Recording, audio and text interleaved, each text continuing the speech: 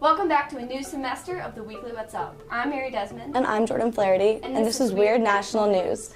I'm sure everyone has seen the picture of the Cheeto that looks exactly like Harambe. This image has taken the internet by storm and has been popping up on nearly every social media outlet that exists. This Cheeto was sold on eBay a couple weeks ago for nearly $100,000. According to NBC News, the seller found this in a bag of flaming hot Cheetos and decided to start the bidding at only $12 on January 28th. The final bid was $99,900. After reading the story, it made me wish that I liked flaming hot Cheetos, honestly. I can't stand flaming hot Cheetos, but the fact that there's one that looks just like Harambe. I feel like that could have been me. Could have been you. I just don't understand why people like flaming hot Cheetos. Remember when we played, I can't remember if it was Notre Dame in basketball, and the dude, he had like a little guy hair, and people kept yelling, Cheeto head. Terrible. People are the worst. Anyway, this next story will leave you in awe at the sheer unholy stupidity of some criminals. According to Elite Daily News, a Florida man named John Michael Haskew is now facing 5 years in prison because he was caught stealing nearly $7 billion from various strangers' bank accounts. His hacking skills may be impressive, but his explanation for his crime isn't exactly clever.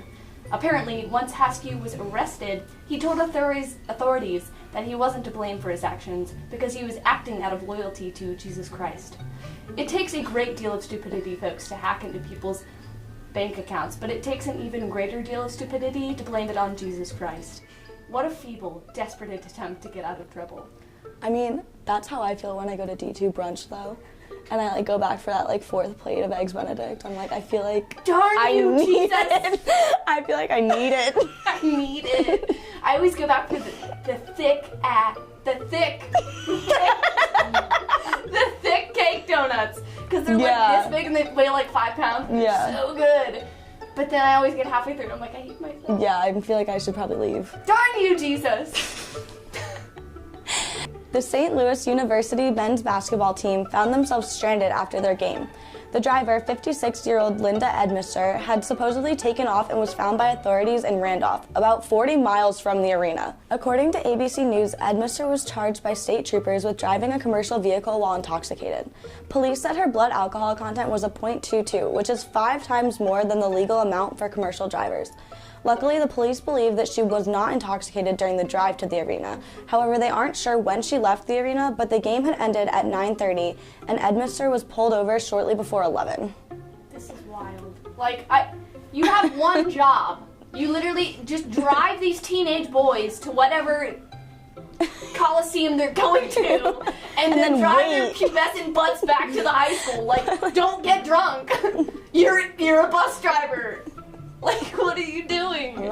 Did she bring it with her? And she was just in case I get bored, let's get lit. By yourself. You're a bus driver. What is your life? I just, this is Maybe so that's why, though. Weird. Maybe she's just sad. Yeah. She's just a sad alcoholic. I'm sorry. Prayers for you. Well, this next story will definitely blow your mind. According to Complex Magazine, a man in Spain was buying Nesquik from a supermarket, and when he got home, he opened it to find $14,000 worth of cocaine in it. The man was obviously shook, so he immediately called authorities, but they unfortunately couldn't help him very much because the supermarket surveillance footage they found had no trace of the culprit who put the blow into the Nesquik container. The man is now suing the supermarket, though, for moral damage. He is also now worried that since the story has gone viral, the drug dealers will come after him. Everyone send your #thoughts and #prayers for this man so he doesn't get abducted by the druggies. Also, for future reference, keep your eyes peeled when buying Nesquik at the grocery store.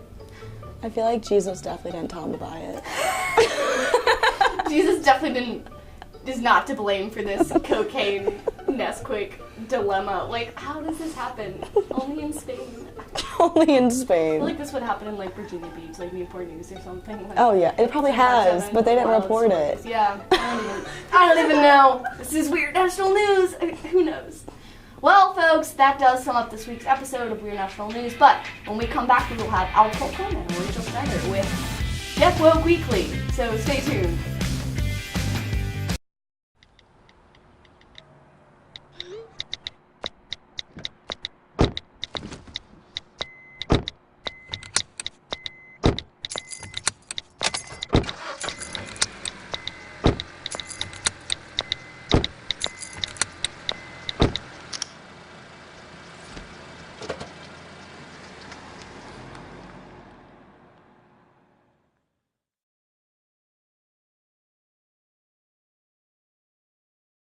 Welcome back to the Weekly What's Up. I'm Alec Holcomb. And I'm Rachel Schneider. And this is Get Woke Weekly.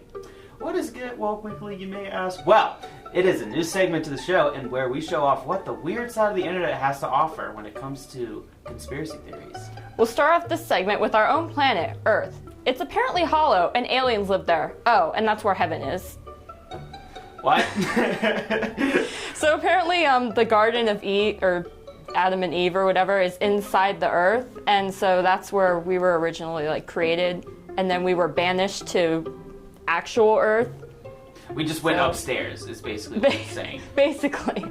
Wait, so I've heard of the theory of mole people before. Are we actually just mole people? We are the mole people. We are. We're not just okay, that's interesting. And so also aliens now live there. Yes. Okay, so Apparently. How deep is the crust of the Earth? I don't know the exact number of it, but I'm kind of curious if anybody's ever tried to dig a hole and fall straight through to Eden, alien Eden, I guess. I don't know. Apparently there's a North Pole portal and a South Pole portal, so that's how people get between the two sides of the Earth. Wait. Is it a portal that goes from the North Pole to the South Pole, or is it teleport you into the center? It's both. Oh, it's both. My bad. I'm sorry. I thought. All right. Well, here's something you don't hear every day, even though we're on a segment that. Forget it. Apparently, yoga is the ultimate way to worship the devil. Really? Yeah. So when you're doing yoga and you're stretching and relaxing your body, apparently you are letting the devil inside you and then being possessed. And some people, that's why yoga classes aren't as popular as they were before. I'm sorry, wait, yoga class in general, who goes to that? I mean, I've heard of spin classes and running around and whatnot, but yoga class? Is that a popular thing? I went to a yoga class. It's actually really hard. Because really? if you're not flexible, then it's bad. You're sore for 3 days after. Or maybe I'm just out of shape. Well, I mean, it could also be because the devil's trying to possess your body, but it's that would probably hurt just a little bit. Just a tad. Our next story we found is a new twist on the classic band. Guys, the Beatles never existed. What? What do you mean? Okay, apparently there was no it was just a series of multiples, basically a bunch of stunt doubles, but there were slight differences in between them, so people started to catch on. They had different ear shapes, the heights fluctuated, so there's an entire website called thebeatleswereneverreal.com. We can put that Check it out. link right at the bottom of the screen, so check it out, guys. You really should. But wait, so they don't blame this on aging at all? Nope. There's no evidence for aging? That's a new thing. Dang. That's crazy. So, I guess what I'm trying to figure out at this point is how many do you know how many they claimed? I guess this is multiple, so 5 or 10 sets of Beatles. It could be 30. Nobody knows. It's a conspiracy. They're also saying that they could have cloned the Beatles. Or They cloned the Beatles. They cloned the Beatles. You heard it here first, guys. All right, last one. The hashtag Throwback Thursday was purposely made by the government in order to track people. Yeah, so when the internet came out, it was all this fancy new technology and whatever. Apparently, according to this resource, the NSA purposely created the hashtag Throwback Thursday in order for older people to post pictures online of when they were younger, when the internet did not exist. So... I wonder if they also created Selfie Sunday? It's you're tracking the younger age, and then you're tracking, progression. Very smart, government. I got my eye on you. Never gonna post a picture. Ever again. No more selfies. Nope. Just cute pictures of dogs from my calendar. Anyway. Well, that's all we have for Get Woke Weekly. But stay tuned, because up next we have Gretchen Kernbach and Tatiana Kondratov with Fact or Fiction. To Maddie, Congrats on paying off all those student loans. Finally, right? How'd you manage that anyway? I started tracking my spending, changed a couple of habits. Wow, I'm kind of living paycheck to paycheck right now. I don't even know how I'm doing it. Well, have you tried saving a little? I want to, but where's that money gonna come from? Bill collectors, they're the worst. Am I right? When it comes to financial stability, don't get left behind. Not home. Get tools and tips for saving at feedthepig.org. Welcome back to Weekly What's Up. I'm Gretchen Kernbach. And I'm Tatiana Connershaw. And this is Fact or Fiction. Every week we'll report on big news events ranging in topic, basically whatever happens to be important going on in the world right now. However, not all our stories are necessarily true. It's your job to guess if our report is fact or fiction. And don't worry about being kept in the dark, because after the story is read, we will tell you which is actually true. Bill Nye is back, and this time he is saving the world. April 21st is the date for Bill Nye's new Netflix show called Bill Nye Saves the World. The 13-episode series is focused on tackling topics from a scientific point of view. Each episode will be 30 minutes long and feature celebrity guests from time to time. The trailer was just released on February 8th, so go on YouTube and check it out. How's that for bringing back your childhood? On February 12th, Adele broke her award in half to share with Beyonce at the annual Grammy Awards after winning Album of the Year. Adele announced in her acceptance speech that Beyonce should have won and that her album Lemonade was very empowering for her.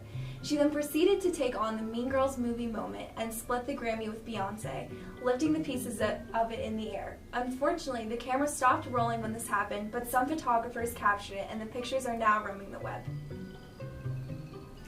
Joining the list of expecting celebrities is Nicki Minaj. The singer took the news to Instagram on February 4th and announced her pregnancy along with a photo of her, looking very pregnant. The caption reads, ATBIMS with the laughing emoji, y'all so childish, followed by a bunch of random capital letters. And then it reads, I was gonna wait to share the news, but... Well, what does ATBIMS mean? Apparently it stands for all these, insert the name for a female dog, is my son's. And on an ending note, who is the father? Speaking of the Grammys, at an after party, Jennifer Lopez was seen getting her flirt on with Jason Derulo. Supposedly, they even snuck a kiss or two behind camera. Is Derulo really her rebound after a breakup with Drake? Some people believe her 2-month relationship with Drake was just for publicity. Is she doing the same with Derulo? They look pretty cozy in pictures if you ask me, but to each their own. Alright, so what do you think between our 4 stories is fact or fiction? I'll start off first. The story that was actually true is going to be Bill Nye's new show. Definitely check it out. I think he's going to be having model Karlie Kloss on. Karlie Kloss is one of the guests, and some other people. And then, of course, my other story about Nicki Minaj is fiction. She was definitely photoshopped, and I think she was poking a little bit of fun at Beyonce just for being very dramatic with her pregnancy announcement. But there are some rumors that her, the acronym that she used in her Instagram might be the hint of a new single or a new album. What about your stories? Alright, so for the 2 Grammy stories, the Adele one is true. I believe they don't have video of her saying it, but I believe they have pictures of her splitting the Grammy apart, the top from the bottom. So that one's true, and then as for the Jennifer Lopez one, that one is not true. She's probably still recovering from her breakup, but I mean, Derulo's a good guy, so that'd be pretty cool. Well, folks, that sums it up for this week's Fact or Fiction, but stay tuned for our next segment, Man on the Street.